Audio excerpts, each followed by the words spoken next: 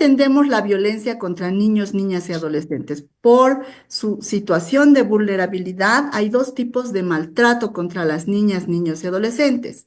Podemos identificar aquí que hay dos categorías. Por acción, es decir, cuando yo hago algo para lastimar físicamente un niño, niña o adolescente, que puede ser golpes, patadas, puñetes, todo lo que lastima el cuerpo. La otra forma de violencia por acción psicológica es cuando yo emito insultos, gritos, cuando tengo miradas que, bueno, le asustan al niño, niña, adolescente. Y por acción cuando existen situaciones de abuso o violencia sexual. Pero también dentro de lo que es el maltrato contra niños, niñas, adolescentes está la violencia por omisión. Es decir, cuando yo como papá, como mamá, como cuidador principal de un niño o niña, no genero acciones de cuidado físico, no le llevo al médico, no le llevo al dentista, cuando está enfermo no lo curo, no lo cuido, no veo sus necesidades físicas, ¿no? La alimentación, la vestimenta, etcétera. Entonces, cuando no hago algo para cubrir las necesidades principales de este niño, niña, adolescente.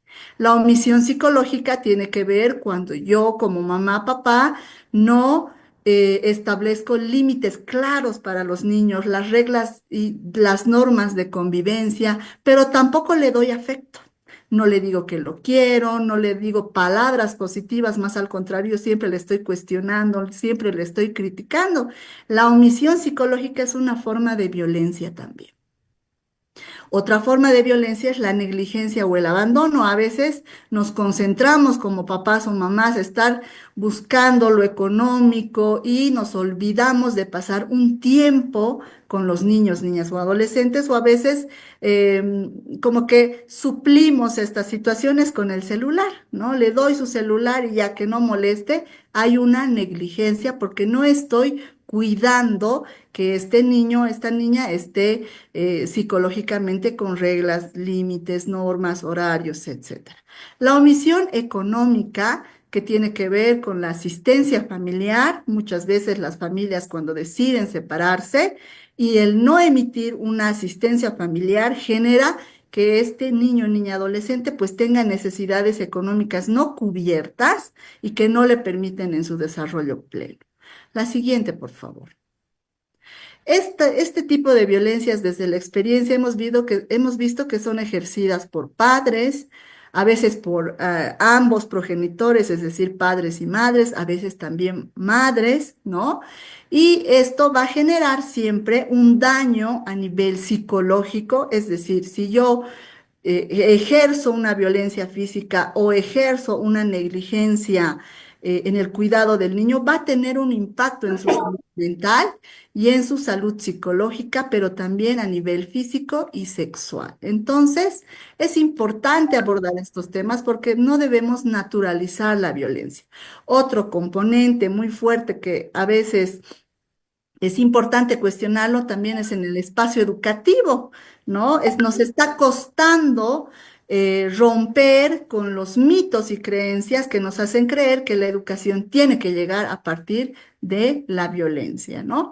Y también un factor de riesgo que hemos visto es que no vemos a los niños, niñas y adolescentes como sujetos de derecho. Es más, cuando se nos dice que hay derechos para los niños y niñas, decimos, desde que hay los derechos, los niños y niñas no están cumpliendo con sus responsabilidades. Sin embargo, ellos son sujetos de derecho y nosotros los adultos somos responsables para que ellos puedan ejercer sus derechos y uno de ellos es el estar y vivir libre de violencia. Recibimos casos de instancias como son las defensorías de la niñez y adolescencia, como son la Fiscalía o el Ministerio Público, y bueno, los tipos de delitos que nosotros atendemos son la violación, el estupro, abuso sexual, la corrupción de niño, niña, adolescente, trata de personas, pornografía y violencia sexual comercial. Todos estos delitos que están tipificados en las leyes y que son delitos, para entenderlo, pues tenemos que un poco ver lo que es el abuso sexual, ¿no? Y el abuso sexual se ha definido como aquellas prácticas en las que una persona mayor por 5 años o más implica a niñas, niños o adolescentes en actividades sexuales, uno, no comprendidas, dos, no deseadas y tres, no consentidas. Entonces, esto nos tiene que quedar claro. No comprendidas por el tema de la edad. La ley establece que el niño, niña, adolescente no puede estar implicado en actividades sexuales. No comprendidas, la mayoría de niños de 12 años para abajo no comprenden estas situaciones y no deseadas porque los niños, niñas y adolescentes al estar en etapa de crecimiento, no van a, no tienen no pueden consentir este tipo de situación. Entonces podemos ver el abuso sexual sin contacto físico, que tiene que ver con aquellas peticiones verbales, como por ejemplo ver los genitales de los niños, niñas o adolescentes, mostrarles los genitales o involucrarlos en conversaciones sexuales, ¿no? Aquí también las redes sociales, pues existe mucho abuso sexual sin contacto físico, en la que los agresores solicitan a niños, niñas y adolescentes fotografías, videos de sus partes íntimas. Entonces, esta es una forma de abuso sexual que muchas veces minimizamos o pensamos que como no ha habido un toqueteo, una frotación, una penetración, pues no se considera como violencia, pero es una forma de abuso sexual. La siguiente, por favor.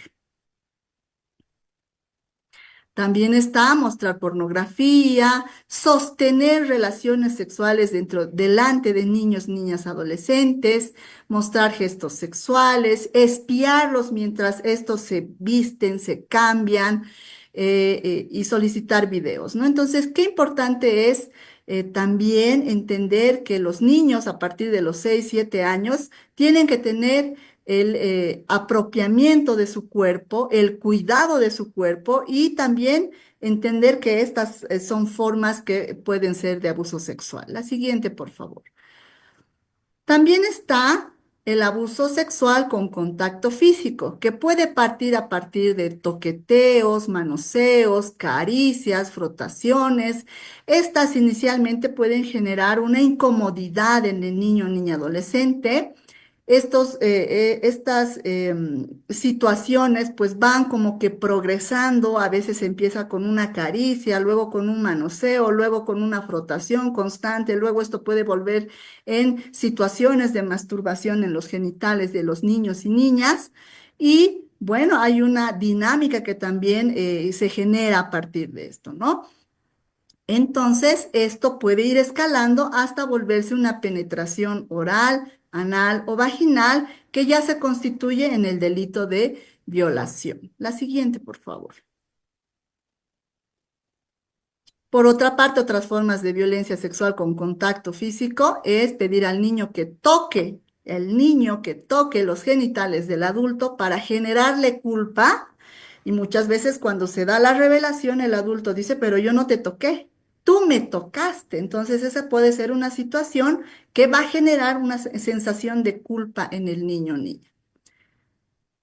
Bueno, a la siguiente, por favor. Entonces, para que se dé, cuando hay este tipo de abusos sexuales, que son delitos y hemos visto en la anterior filmina, hay una dinámica que se llama el secreto. Los agresores sexuales seducen y engañan a los niños con frases como, yo te quiero mucho y contigo voy a tener un juego muy especial, ¿no?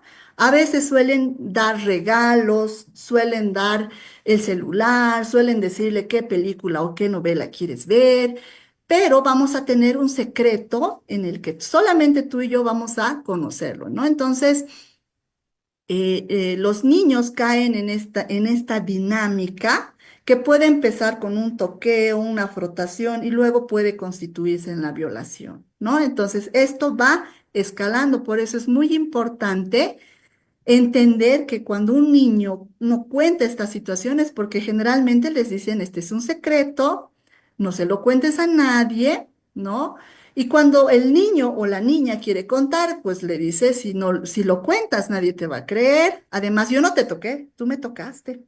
Además, yo no te pedí ver estos videos, tú me los pediste, ¿no? Entonces, el adulto empieza a engañar al niño, empieza a manipularlo, a generarle culpa, a generarle temor, nadie te va a creer, o si le cuentas a alguien, yo voy a lastimar a la otra persona. Entonces, ya lo que empezó con un secreto se vuelve en un chantaje y se vuelve en una amenaza. La siguiente, por favor.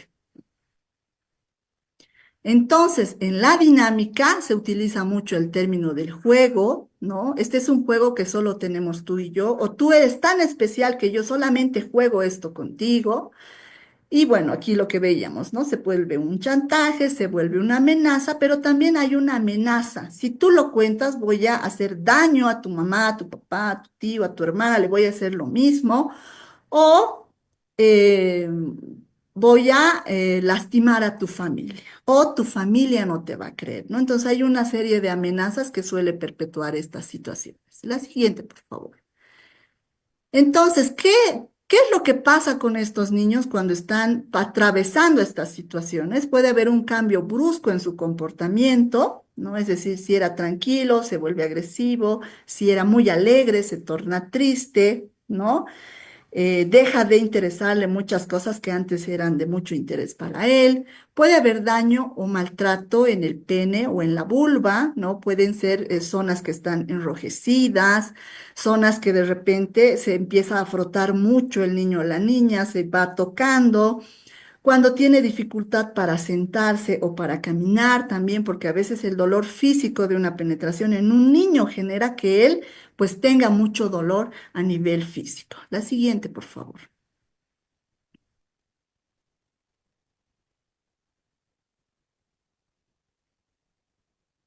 También pasa, la siguiente. También pasa que estos niños tienen mucho temor de quedarse solos, tienen mucho temor de quedarse con alguien en específico y esa ya es una señal. Cuando nos dicen, no, por favor, no vayamos a la casa del tío, del primo, porque lastimosamente, como decía el expositor anterior, se da mucho en espacios familiares. Tienen comportamientos inadecuados a su edad, es decir, niños de 12, 11, 10 años que te dicen que quieren tener un novio, que tienen un novio, o a veces quieren, desean, digamos, mirar o ver pornografía porque se les ha estimulado mucho ese ámbito, entonces tienen un comportamiento inadecuado para su edad. Puede existir un olor o un flujo en la parte vaginal o en la parte anal, entonces hay que estar atentos, ¿no? A veces al lavar la ropa podemos darnos cuenta que hay sangre en el calzoncito, entonces eso no es normal en un niño, en un adolescente varón, por ejemplo, ¿no?